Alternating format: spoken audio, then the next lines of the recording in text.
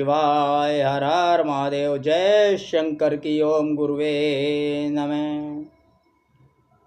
भक्तों, आज माता पार्वती और भोलेनाथ की विशेष अनुकंपा से शिव कथा सत्संग का 7वां भाग प्रारंभ होने जा रहा है। आप ध्यान से और भक्तिभाव से श्रवण करें और धर्म लाभ उठाएं, शिव और माता पार्वती की कृपा प्राप्त करें। सूत जी बोले, मुनीश्वरों,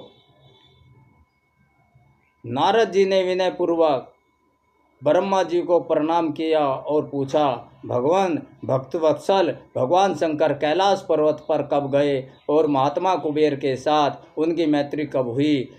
परिपूर्ण मंगल विग्रह महादेव ने वहाँ क्या किया? यह सब मुझे बताइए। यह सुनने के लिए मेरे मन में बड़ा कौतूहल है। ब्रह्मा जी ने कहा, नारद सुनो, चंद्रमौली भगवान शंकर के चरित्र का वर्णन करता हूँ मैं। वे कैसे कैलाश पर्वत पर गए और कुबेर की उनके साथ किस प्रकार मैत्री हुई, यह सब सुनाता हूँ। कंपिल्य नगर में यज्ञदत्त नाम से प्रसिद्ध एक ब्राह्मण रहते थे, जो बड़े सदाचारी थे। उनके एक पुत्र हुआ जिसका नाम गुणनिधि था। वह बड़ा ही दुराचारी और जुआरी हो गया था। पिता ने अपने उस पुत्र को त्याग दिया। वह घर से निकल गया और कई दिनों तक भूखा भटकता रहा। एक दिन वह नैवेद्य चुराने की इच्छा से एक शिव मंदिर में गया। वहाँ उसने अपने वस्त्र को जलाकर उजाला किया, यह मानो उसके द्वारा शिव के लिए दीपदान किया गया हो। तत्पश्चात वह चोरी में पकड़ा गया और उसे प्राण दंड मिला। अपने कुकर्मों के कारण वह यमदूतों द्वारा बांधा गया। इतने में ही भगवान शंकर के पार्षद वहां आ पहुँचे और उन्होंने उसे उनके बंधन से छुड़ा दिया। शिवगणों के संग से उसका हृदय शुद्ध हो गया था, अतः वह उन्हीं के साथ तत्काल शिवलोक में चला गया। वहाँ सारे दिव्य भोगों को भोग कर और उमा महेश्वर की पूजा करके कालांतर में वह कालिंग राज अरिंदम का पुत्र हुआ। वहाँ उसका नाम था दंभ। वह निरंतर भगवान शिव की सेवा में लगा रहता था। बालक होने पर भी वह दूसरे बालकों के साथ शिव का भजन किया करता था। वह क्रम से युवावस्था को प्राप्त हुआ और पिता के परलोक गमन के पश्चात राज सिंहासन पर बैठा। राजा दंभ बड़ी प्रसन्नता के साथ सब और शिव धर्मों का प्रचार करने लगे। भूपाल दंभ का दमन करना दूसरे के लिए सर्वथा कठिन था, क्योंकि वो शिव भक्त था और उसने एक बार चोरी के उद्देश्य से अपने कपड़े जलाकर उजाला कर दिया था मंदिर में। और उसी उजाले से, देखो भोलेनाथ इतने दयालु हैं, तो उन्हें ये पद दे दिया था। ब्राह्मण समस्त शिवालयों में दीपदान करने के अतिरिक्त वे दूसरे किसी धर्म को नहीं जानते थे। उन्होंने अपने राज्य में रहने वाले समस्त ग्रामाध्यक्षों यानी कि गांव के अध्यक्षों, गांव के प्रधानों को बुलाकर यह आज्ञा दे दी कि शिव मंदिर में दीपदान करना सबके लिए अनिवार्य होगा। जिस जिस ग्राम अध्यक्ष के गांव के पास जितने शिवालय हो, वहाँ बिना कोई विचार किए सदा दीप जलाना चाहिए। ना किसी तिथि का, ना नक्षत्र का, ना शुभ का, ना अशुभ का, ना कृष्ण पक्ष का, ना शुक्ल पक्ष का, कोई विचार किए बिना ही वहाँ दीपदान करते रहना चाहिए, दीप जलाना चाहिए आजीवन। इसी धर्म का पालन होने के कारण राजा दंभ ने बहुत बड़ी धर्म संपत्ति का संचय यानी कि धर्म का संचय कर लिया। फिर वे काल धर्म के अधीन हो गए यानी कि मृत्यु को प्राप्त हो गए। दीपदान की वासना से युक्त होने के कारण उन्होंने शिवालय में बहुत से दीप जलवाए और उनके फलस्वरूप जन्मांतर में वे रतन में दीपों की प्रभा के आश्रय हो अलकापुरी के स्वामी हुए। इस प्रकार भगवान शिव के लिए किया हुआ थोड़ा सा भी पूजन या आराधना समय अनुसार महान फल देता है, इसलिए शिव की सदा पूजा करते रहना चाहिए। ऐसा जानकर उत्तम सुख की इच्छा रखने वाले लोगों को शिव का भजन अवश्य करना चाहिए। और दीक्षित का पुत्र जो सदा सब प्रकार के अधर्मों में ही रचा पचा रहता था। देवयोग से शिवालय में धन चुराने के लिए गया और उसने स्वार्थवश अपने कपड़ों को दीपक की बत्ती बनाकर उसके प्रकाश से शिवलिंग के ऊपर का अंधेरा दूर कर दिया। इस सत्कर्म के फलस्वरूप वह कलिंग देश का राजा हुआ और धर्म में उसका अनुराग हो गया। फिर दीपक की वासना का उदय होने से शिवालयों में दीप जलवाकर उसने यह दिक्पाल का पद प्राप्त कर लिया। मुनीश्वरों, देखो तो सही, कहाँ उसका वह कर्म और चोरी वाला और कहाँ यह दिक्पाल की पदवी।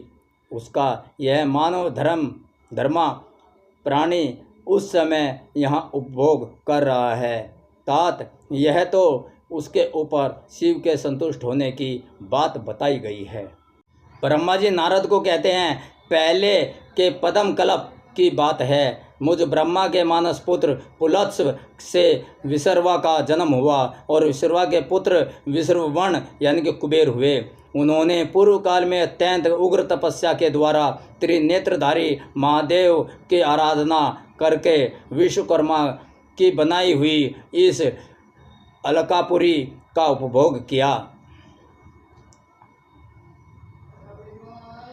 जब वह कल्प व्यतीत हो गया और मेघवाहन कल्प आरंभ हुआ, उस समय वह यज्ञदत्त का पुत्र जो प्रकाश का दान करने वाला था, कुबेर के रूप में अत्यंत दुस्सह तपस्या करने लगा। दीपदान मात्र से मिलने वाली शिव भक्ति के प्रभाव को जानकर वह शिव की चित्त प्रकाशी की काशी कापुरी में गया और अपने चित्त रूपी रत्न में प्रदीपों से 11 रुद्रों को उद्बोधित करके अनन्य भक्ति एवं स्नेह से संपन्न हो वह तन्मन्यता पूर्वक शिव के ध्यान में मग्न हो निश्चल भाव से बैठ गया। जो शिव की एकता का महान पात्र है, तप रूपी अग्नि में बढ़ा हुआ है, काम क्रोध आदि महाविघ्न रूपी पतंगों के आघात से शून्य हैं, प्राण निरोध रूपी वायु शून्य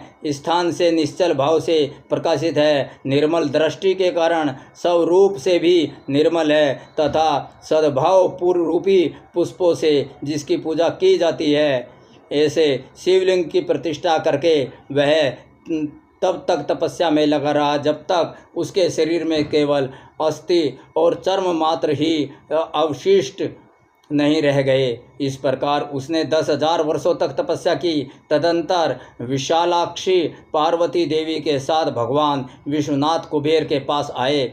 उन्होंने प्रसन्नचित्त से अलकापति की ओर देखा। वे शिवलिंग में मन को एकाग्र करके ठूंठे खाट की भांति स्थिर भाव से बैठे थे।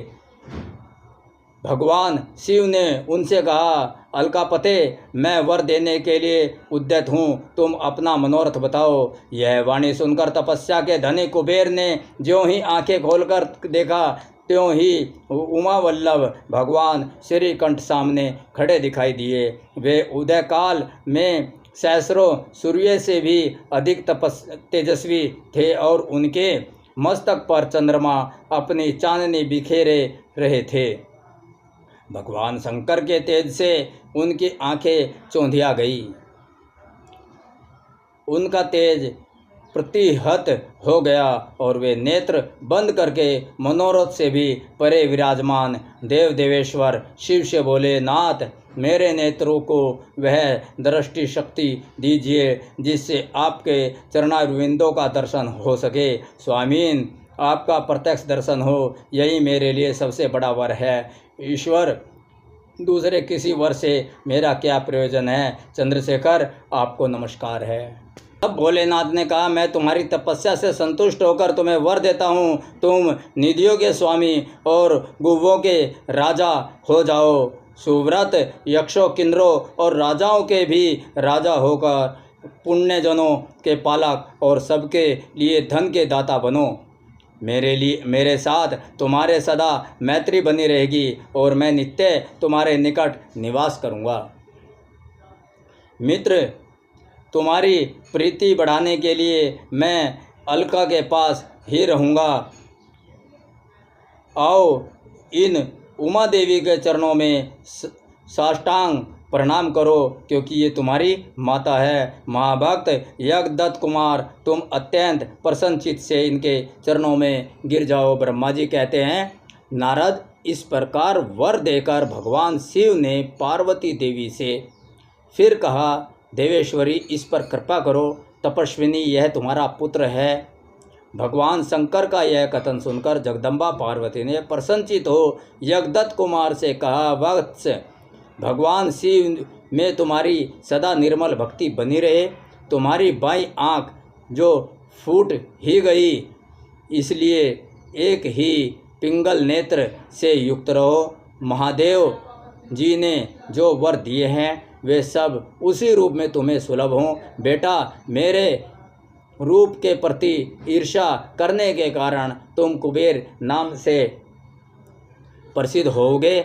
इस प्रकार कुबेर को वर देकर भगवान महेश्वर और माता पार्वती विंध्येश्वर धाम में चले गए। ब्रह्मा जी कहते हैं नारद को, हे नारद, कुबेर के तपोबल से भगवान शिव का जिस प्रकार पर्वत श्रेष्ठ कैलाश पर शुभागमन हुआ वह प्रसंग सुनो।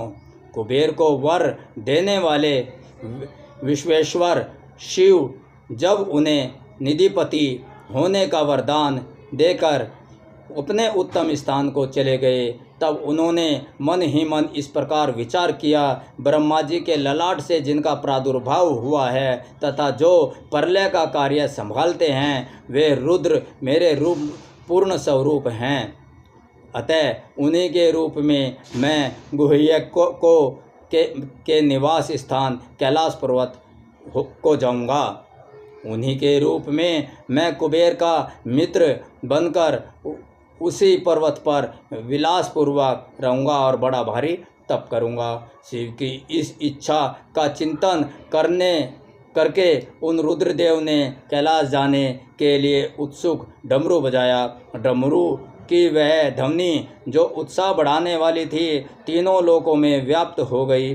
उसका विचित्र एवं गंभीर शब्द आह्वान की गति से युक्त था, अर्थात सुनने वालों को अपने पास आने के लिए प्रेरणा दे रहा था। उस ध्वनि को सुनकर ब्रह्मा और विष्णु आदि सभी देवता, ऋषि, मूर्तिमान, आगम निगम और सिद्ध वहाँ आ पहुँचे। देवता और असुर आदि सब लोग बड़े उत्साह से भरकर वहाँ आए। भगवान शिव के समस्त पार्षद और सर्वलोक वंदित महाभाग गणपाल जहाँ कहीं भी थे वहाँ से आ गए। इतना कहकर ब्रह्मा जी ने वहाँ आए हुए गणपालों का नामोल्लेख पूर्वक विस्तृत परिचय दिया। फिर इस प्रकार कहना आरंभ किया, वे बोले, असंख्य महाबली गणपाल पधारे। वे सब के सब सहस्त्रों भुजाओं से युक्त थे और मस्तक पर जटा का ही मुकुट धारण किए हुए थे। सभी चंद्रचूड़, नीलकंठ और त्रिलोचन थे। हार, कुंडल, केयूर तथा मुकुट आदि से अलंकृत थे। वे मेरे यानी कि ब्रह्मा जी के, श्री विष्णु के तथा इंद्र के समान तेजस्वी जान पड़ते थे। अणिमा आदि 8 सिद्धियों से घिरे थे और करोड़ों सूर्यों के समान उद्भासित हो रहे थे। उस समय भगवान शिव ने विश्वकर्मा को उस पर्वत पर निवास स्थान बनाने की आज्ञा दी। अनेक भक्तों के साथ अपने और दूसरे के रहने के लिए यथा योग्य आवास तैयार करने का आदेश दिया। नारद जी से कहते हैं, ब्रह्मा जी के, हे मुनि, विश्वकर्मा ने भगवान शिव की आज्ञा के अनुसार उस पर्वत पर जाकर शीघ्र ही नाना प्रकार के ग्रहों की रचना की। फिर श्री हरि की प्रार्थना से कुबेर पर अनुग्रह करके भगवान शिव सआनंद कैलाश पर्वत पर गए। उत्तम मुहूर्त में अपने स्थान में प्रवेश करके भक्त वत्सल परमेश्वर शिव ने सबको प्रेम दान दे सैनात किया। इसके बाद आनंद से भरे हुए श्री विष्णु आदि समस्त देवताओं, मुनियों और सिद्धियों ने शिव का प्रसन्नतापूर्वक अभिषेक किया। हाथों में नाना प्रकार की भेंटें लेकर सब ने क्रम से उनका पूजन किया और बड़े उत्सव के साथ उनकी आरती उतारी। मुने उस समय आकाश से फूलों की वर्षा हुई जो मंगल सूचक थी। सब और जय जयकार और नमस्कार के शब्द गूंजने लगे। महान उत्साह फैल गया था जो सबके सुख को बढ़ा रहा था। उस समय सिंहासन पर बैठकर श्री विष्णु आदि सभी देवताओं द्वारा की हुई यथोचित सेवा को बारंबार ग्रहण करते हुए भगवान शिव बड़ी शोभा पा रहे थे। देवता आदि सब लोगों ने सार्थक एवं प्रिय वचनों द्वारा लोक कल्याणकारी भगवान शंकर का पृथक पृथक स्तमन किया, पूजन किया। सर्वेश्वर प्रभु ने प्रसन्नचित्त से वह स्तवन सुनकर, वह पूजन सुनकर उन सब को प्रसन्नतापूर्वक मनोवांछित वर एवं अभीष्ट वस्तुएं प्रदान की। मुने तदंतर श्री विष्णु के साथ मैं और अन्य सब देवता और मुनि मनोवांछित वस्तु पाकर आनंदित हो भगवान शिव की आज्ञा से अपने अपने धाम को चले गए। कुबेर भी शिव की आज्ञा से प्रसन्नतापूर्वक अपने स्थान को गए। फिर वे भगवान शंभु जो सर्वदा स्वतंत्र हैं, योग प्राणायाम एवं ध्यान तत्पर हो, पर्वत परवर कैलाश पर रहने लगे। कुछ काल बिना पत्नी के ही बिताकर परमेश्वर शिव ने दक्ष कन्या सती की पत्नी के रूप में सती को पत्नी के रूप में प्राप्त किया। देवऋषि फिर वे महेश्वर दक्ष कुमारी सती के साथ विहार करने लगे और लोकाचारायण हो सुख का अनुभव करने लगे। मुनीश्वरों, इस प्रकार मैंने तुमसे यह रुद्र के अवतार का वर्णन किया है। ये रुद्र संहिता का प्रथम भाग था, प्रथम खंड था, जो ब्रह्मा जी ने नारद जी को कहा, देखो कितने भोलेनाथ हैं हमारे शिव भगवान, शंकर भगवान। कुबेर का पद प्राप्त करने से पहले कुबेर एक ब्राह्मण के यहाँ पैदा हुए। ब्राह्मण के चोर पुत्र थे जिन्हें चोरी की आदत थी, दुराचारी थे। अब भगवान के अनुकंपा के बिना तो किसी की किस्मत नहीं बदलती। तो चोरी करने के उद्देश्य से जब अंधेरा था मंदिर में, देखो यही प्रसंग आया है, तो उन्होंने अपने कपड़ों की बत्ती बना के रोशनी करने के लिए, पहले टॉर्च वगैरह तो मोबाइल तो थे नहीं जो टॉर्च जला लें, तो साधन इस तरह से करने पड़ते थे। तो रोशनी करिए जिससे यहाँ से मैं दान पात्र में से पैसे चुरा लूँ, मुकुट चुरा लूँ, सोने चांदी का कुछ भी सामान मिले चुरा लूँ। तो दीपदान किया, लेकिन अचानक काल फास में फंस गए, यानी कि उनकी मृत्यु हो गई। यम के दूत आए, यम के दूतों से शिवगणों ने छुड़ाया।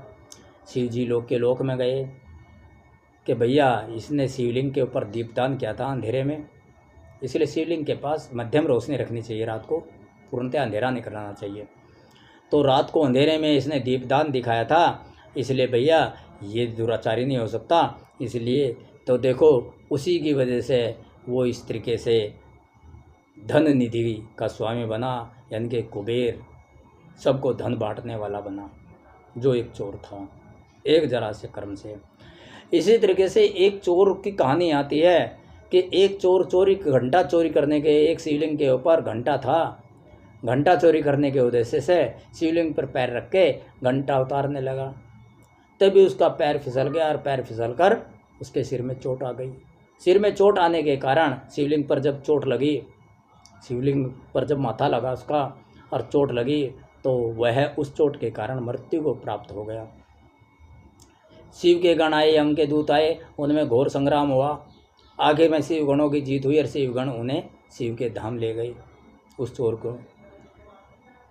उसने कहा वर मांग, तो चोर ने कहा कि महाराज मैंने तो कोई कर्म ही नहीं किया, कोई धर्म ही नहीं किया, मैंने तो पाप किया प्रभु, मैं क्या मांगूँ आपसे। अग नहीं, अरे तूने तो अपने आप को सारा ही समर्पित कर दिया, चाहे अनजाने में सही।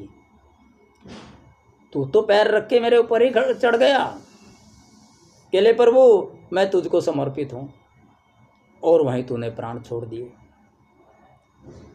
तो किसी भी भावना से हो भोलेनाथ तो उसको भी स्वीकार कर लेते हैं। बस आप उनकी शरण में एक बार चले आओ भगवन, चले आओ शिव भगवान की शरण में, चले आओ, चले आओ, चले आओ, चले आओ, न शर्माओ, ये शिव धाम है, तुम यहाँ चले आओ।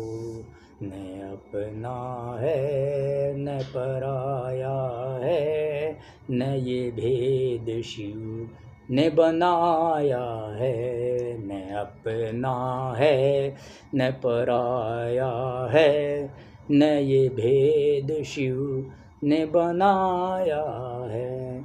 न वो जाने कि तू कितना बड़ा पापी है, और न जाने कोई कितना बड़ा धर्मात्मा है। सभी को उसने अपनी संतान के रूप में अपनाया है। सभी ने उसको उसने अपनी संतान के रूप में अपनाया है।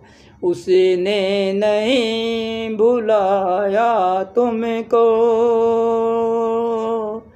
पिता होते हुए बेटे को नहीं भुलाया उसने।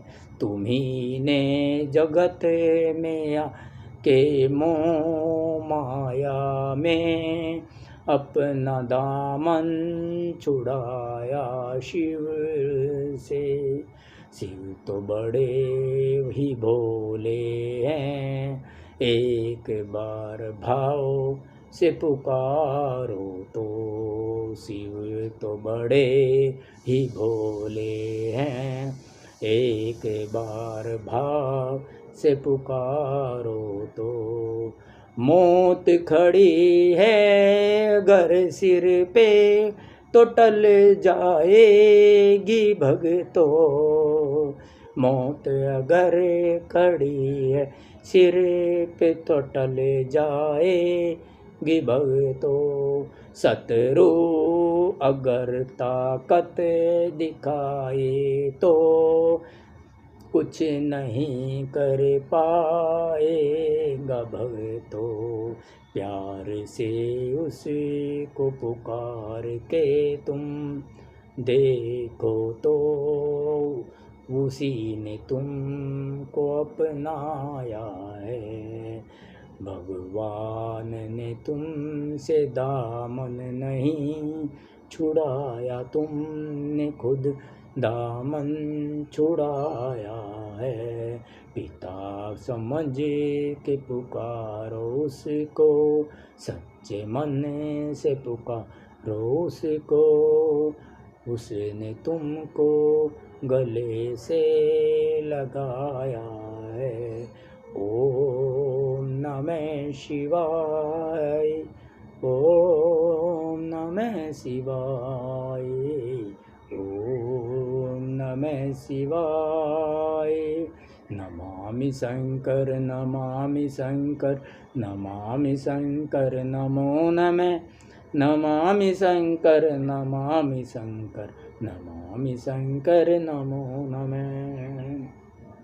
भला कर भला कर भला करने वाले, भला कर मेरे शंकर, तू सबका भला कर। भला कर भला करने वाले मेरे उमापति, तू सबका भला कर। भला कर भला करने वाले कुबेरपति शंभु, तू सबका भला कर। भला कर भला करने वाले मेरे महादेव, तो सबका भला कर। इन्हीं दुआओं के साथ ओम नमः शिवाय। जय शंकर की। ओम हर हर महादेव। ओम गुरुवे नमः।